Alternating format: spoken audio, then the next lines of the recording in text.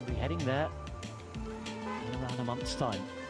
This is where the build-up starts. As Os is in conversation here with Van der Hoorn.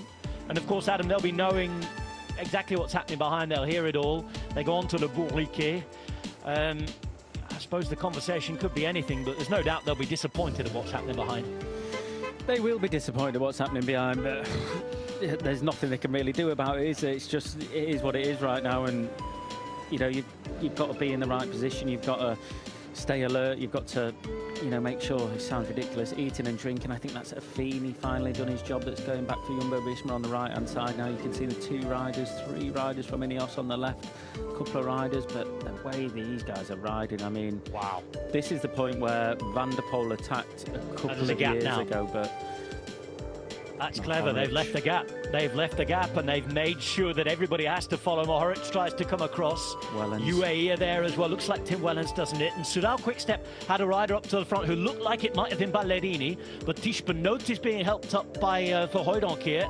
And Mohoric is making sure he has to try and hang on. There's Jan Tratnik, who performed brilliantly yesterday. And Peter Sagan, a former winner of this race, shows himself as the last dance begins. I don't think that is Wellens that's got across on the back there. I might be wrong, but it's definitely a UAE rider. But just look at them.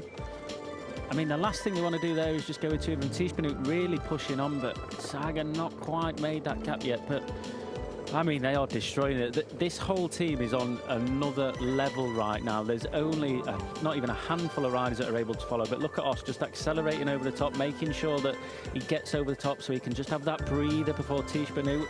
Tratnik his teammate gets there. Of course, his teammate Peter Sagan, and this is where being in that morning break could help. It is Tim Wellens, by the way, just about, we think, left-hand side. But he did look a little more laboured than he usually does when he was coming across there. The style was certainly different. No wonder. Even Michał Kwiatkowski can't hang on here.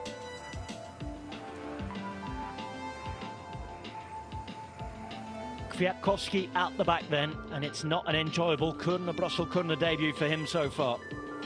It's not a good weekend for Ineos, is it? Nope.